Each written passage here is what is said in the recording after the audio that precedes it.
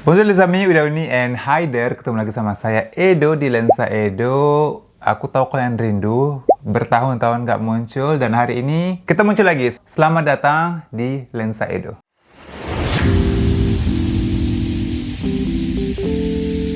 Saya iklan dulu dia. Kau boleh minum? Jadi hari ini kita mau bahas tentang satu fakta buat teman-teman yang pengen ke Perancis, buat teman-teman yang penasaran gimana proses kuliah ke Perancis di tahun 2026, karena contohnya adalah orang terdekat saya, adik saya yang datang tahun ini. Kita tepuk tangan, selamat datang Jessica. Kita santai aja kayak biasa.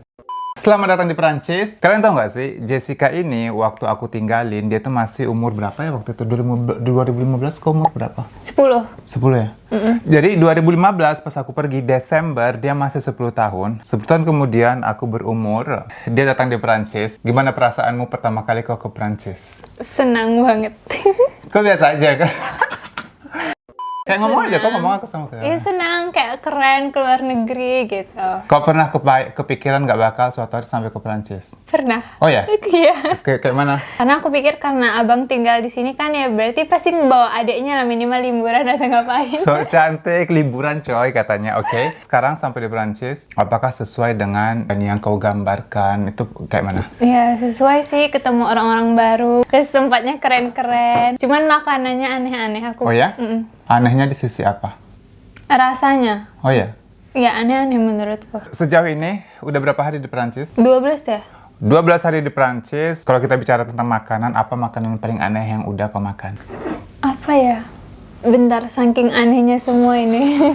Kita makan apa aja ya? Dia Bentar. makan di rumah. Di rumah enak-enak sih menurutku. Yang terakhir, yang raclette itu? Itu lumayan sih. Suka atau nggak enak? Atau aneh?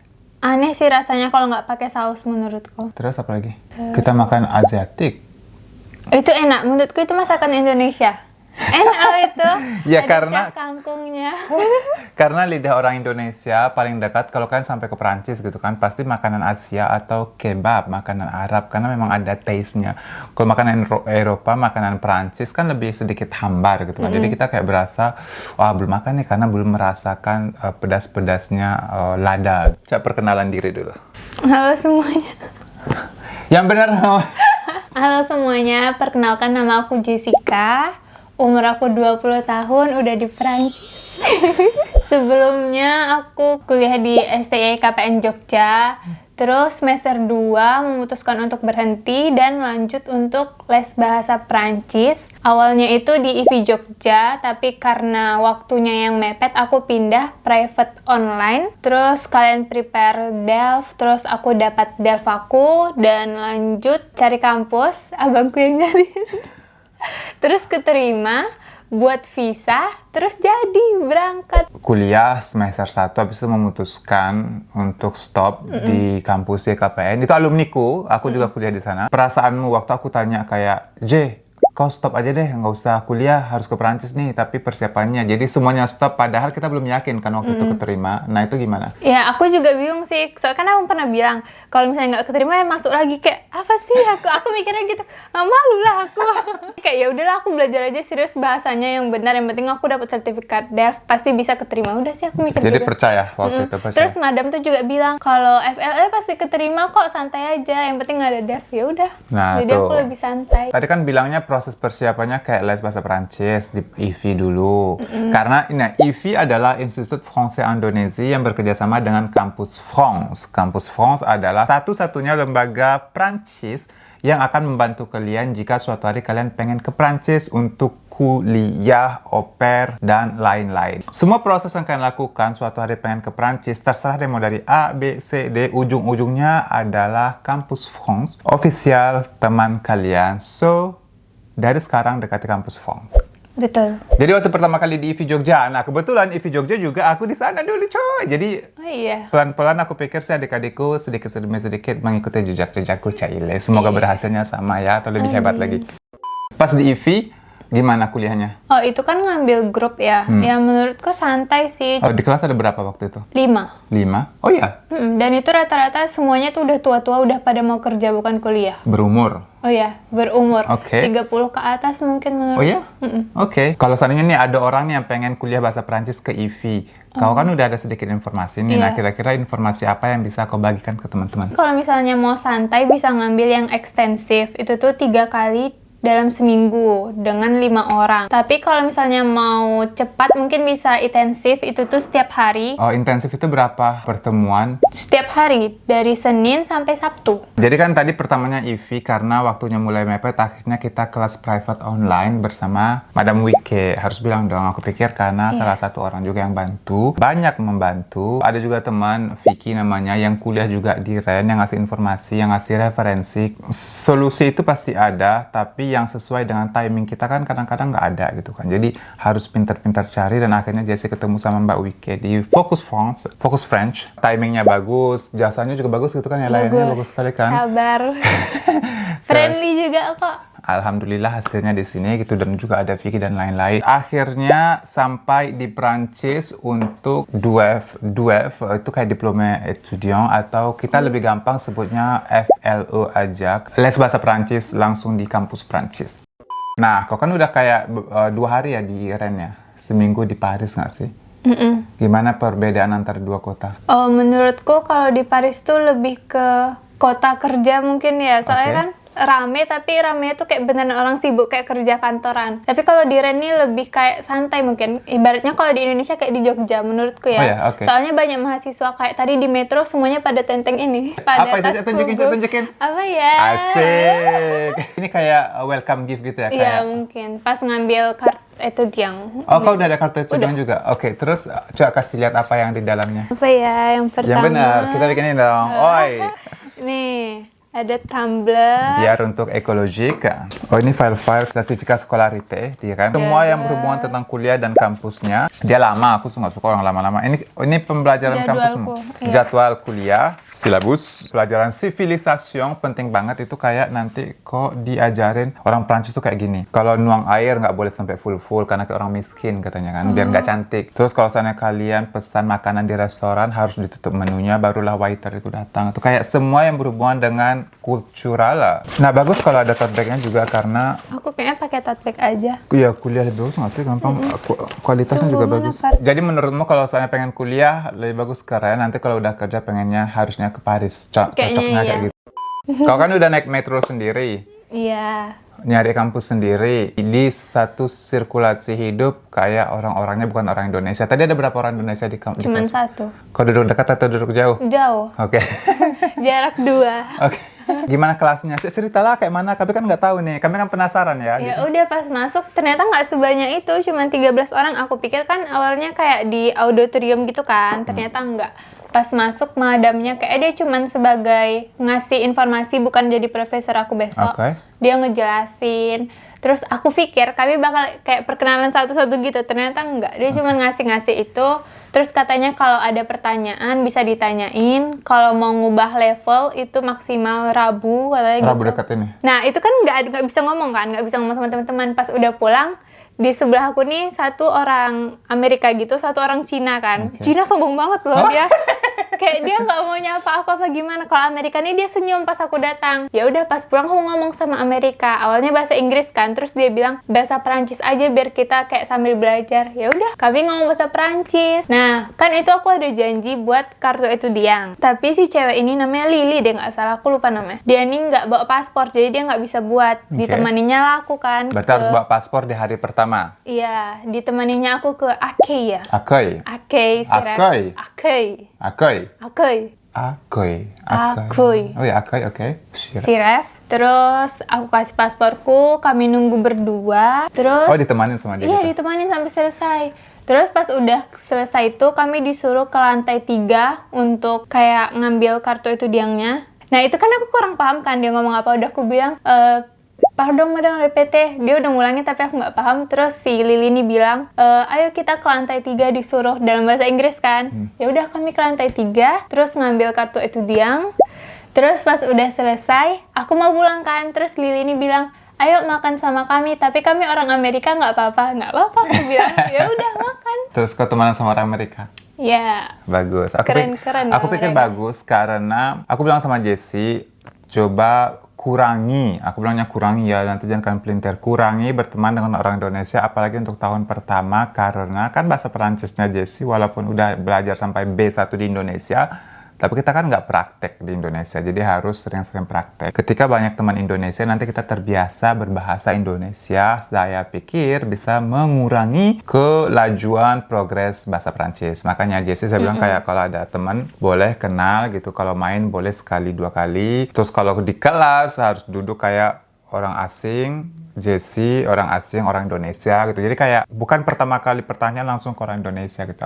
Aku bilangnya begitu. Tapi menurutmu kau ketinggalan jauh nggak sama mereka yang di kelas itu? Kayak Enggak, aku levelmu? ketinggalan vocabnya doang ya. Aku tahu aku mau ngomong apa, tapi aku lupa. Jadi kayak aku kadang translate atau mereka bilang ini benar nggak gitu-gitu. Mereka ngejelasin. Tapi kau ngerti? Ngerti kalau mereka ngomong. Itu kan mereka bertiga tadi kan. Jadi kayak mereka cerita gitu. Mereka tuh kayak ikut sebuah program namanya Citeren kalau nggak salah. Oke, si Teran, oui. Terus ada 9 orang utusan dari kampus mereka disuruh ke Siref kan untuk belajar bahasa. Mereka juga kadang suka kalau lupa vocab mereka langsung ke bahasa Inggris gitu.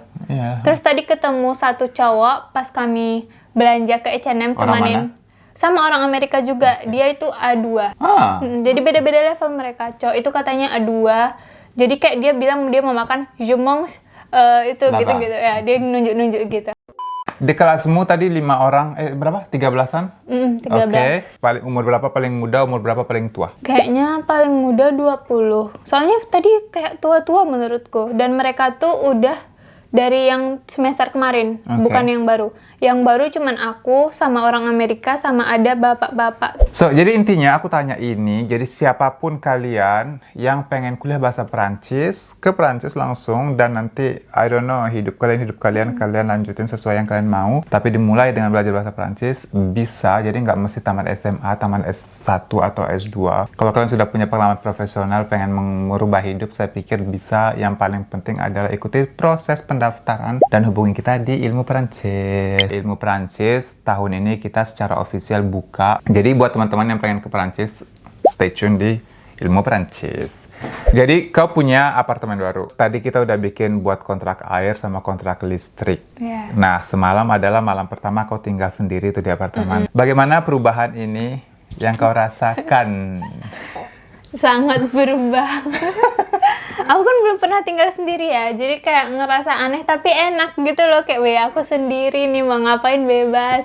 Apartemenmu kayak mana perasaannya? Bagus sih, bagus banget. Semuanya ada, meja belajar, untuk apa sih namanya ini? Yang untuk nulis. Lemarinya bagus, bagus lah pokoknya, keren. Terus kayak mana ya? Kayak perbedaan apartemen Indonesia sama kosan di Indonesia? Menurutku beda jauh lah ya. Apa perbedaannya? Biar nanti teman-teman yang mau datang sini tuh kayak, oke, siap-siap. Kita berasal dari keluarga yang aku pikir kayak menengah ke bawah. Tapi aku pikir juga semangat bisa merubah semuanya jika kalian serius, insya Allah sampai. Kita terbiasa di satu rumah yang kadang-kadang kita tidur di ruang tamu, pleteran semua kayak ikan sarden. Sekarang nanti Jessie punya apartemen sendiri. Jadi kayak mana perasaanmu gitu tuh. Jadi biar orang-orang yang kayak... Banget. Jadi yang kayak orang seperti kita bisa bermimpi dan semua harus mulai dengan mimpi.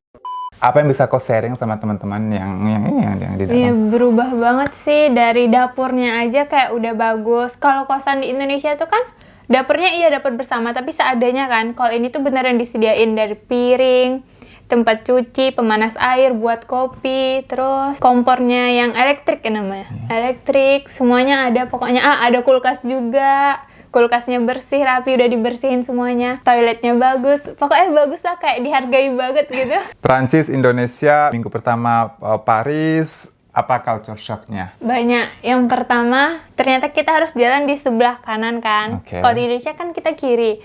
Kanan, terus kalau mau jalan terus itu di sebelah kiri. Yang kedua, di sini semua jalannya cepat. Kayak di Indonesia ibaratnya kita lari, mereka jalan biasa. Semuanya kencang. Kemana-mana jalan. 18 menit harus jalan.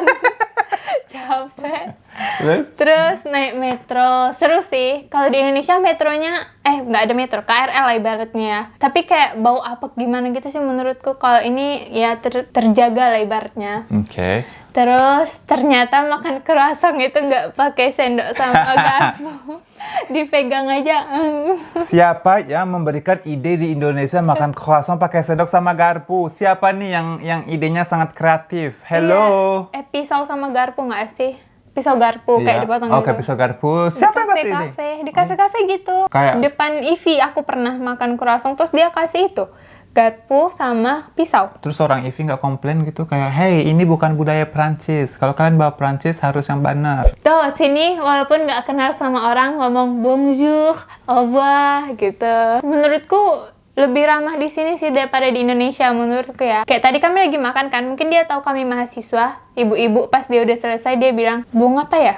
Bong napeti, bonjour nih," gitu. Bon appétit. Oke. Iya, terus dia pergi. Oh, padahal kami nggak kenal. Kami kaget kan. Mungkin mereka juga kaget kan karena Amerika. Terus mereka bilang, "Oh, c'est gentil," katanya gitu. Terus gimana perasaanmu? Kau pikir kau akan senang di Prancis? Iya, senang lah. Yang Terus? penting aku belajar bahasanya itu pasti gampang semua itu lewat. Setelah bahasanya nanti kira-kira kau mau ngapain? Kau mau berapa tahun di Prancis? Sampai bosan. Sampai bosan so cantik. Kira-kira apa habis ini? Kuliah, ngambil S1, mungkin kalau bisa sekaligus S2 kali ya. Kau nggak pulang-pulang gitu maksudmu? Kau Tapi kalau S1, S2 lebih cepat nggak sih di sini? S1 4 tuh kan? S1 itu 3 tahun di sini. Kalau gabung S2 4 tahun kan? 5 tahun lah. ya. Habis kuliah kira-kira nanti mau ngapain? Tadi kau bilang habis bahasa. Habis bahasa ngambil kuliah, dapatin S1 dulu. Terus kapan kamu cari kerja? Nanti lah itu. Tapi Udah apa kepikir lagi? kau bakal kerja nggak? Cari part time gitu. Kayaknya iya, soalnya teman aku yang Amerika tadi tuh pada kerja mereka. Udah dapat kerja mereka? Udah pada berapa kerja. lama mereka di sini? Aku nggak tahu yang 2 itu, tapi yang cewek satu ini dia bilang dia udah kerja, terus aku bilang kerja di mana, kayak toko gitu katanya. Sebagai orang yang telah melakukan ini, sarannya apa, tipsnya apa, strateginya apa? Bukan Pertama itu dulu. tuh semangat dong pastinya, kayak tahu ngapain sih kita mau ke sana tuh, bukan cuman tujuannya yang penting ke Perancis Menara Eiffel. Terus harus belajar bahasa sedetail mungkin, sepenting mungkin, karena di sini tuh apa-apa pakai bahasa Perancis kan. Terus tuh aku belum pernah dengar mereka ngomong bahasa Inggris di sini. Terus ya mungkin budgetnya, ya kan? Sebelum budget waktu dong. Oh, iya, waktu. Persiapanmu kayak mana? Harus memikirkan waktu, kayak lesnya dari kapan sampai kapan. Terus buat dokumen-dokumen itu kan banyak yang harus dibuat, kayak translate ini. Terakhir tentunya pendanaan. Semua yang kegiatan yang kita lakukan pasti butuh dananya. Berapa kira-kira harus disiapin? Kau tahu nggak kira-kira berapa yang aku keluarkan untukmu? Kalau les bahasa itu dari awal sampai akhir mungkin aku totalnya 40 jutaan. Oke. Terus ngurus-ngurus surat mungkin 1 juta lah, translate ibaratnya, translate dokumen. Oke. Terus untuk visanya itu ada biaya, mau Oke. ngambil yang premium atau yang standar. Nanti itu sesuai dengan harga yang diberikan oleh instansi, kan itu biaya ofisial. Terus untuk visanya sendiri, visa pelajar itu bayar sekitar kurang lebih 1 juta. 50 euro nggak sih? Iya, 50 euro 1 juta kan. Terus di situ harus punya tabungan minimal 150 juta. Dan katanya kalau minimal tuh belum tentu keterima, jadi harus lebih, mungkin 200 juta, kita nggak tahu. Terus tiket, berapa tiket ke Bang? 7 jutaan. 7 jutaan. Terus tempat tinggal 340 euro itu berapa? Tempat tinggal sekitar 7 jutaan. Wih, mahal juga apartemenku. Tuh, kaget kan? Jadi apartemennya itu sekitar 7 juta per bulan. Terus apalagi makanmu kira-kira sebulan berapa? 100 euro? Cukup? Kedikitan ya? Nggak tahu. Aku juga nggak tahu karena belum coba. Ini kan Oke. baru pertama. Jadi Berarti, kalau kalian penasaran, siapa tahu ada episode kedua bersama Jessica, let's say bulan depan kalau dia datang ke Paris. Stay tune di video selanjutnya. Terima kasih sudah nonton kita di Drink and Talk. Kita kok nggak minum dari cincin dia? Iya. Kau nanti mau minum alkohol nggak di sini? Bersama Lensa Edo, sampai jumpa. Bye-bye. Bye. Good morning guys. Nah, jadi hari ini kita mau room tour untuk apartemennya Jessie yang di Rem.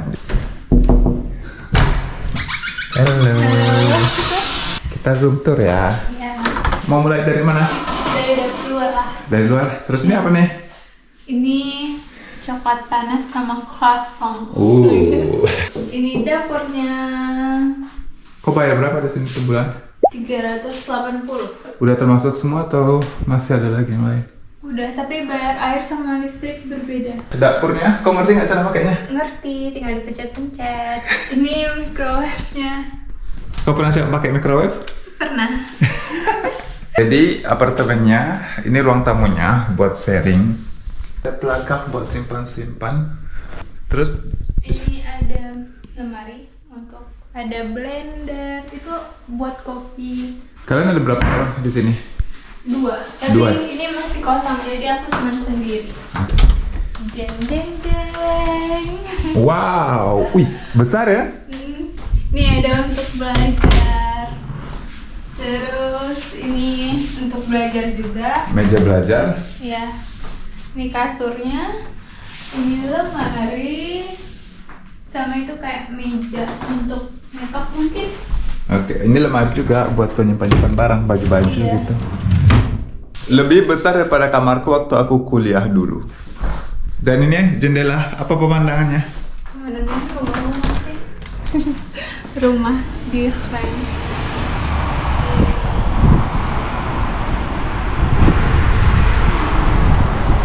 Kok nyaman? Nyaman. Lebih pengen kosan di sini apa kosan di Indonesia? Sini lah.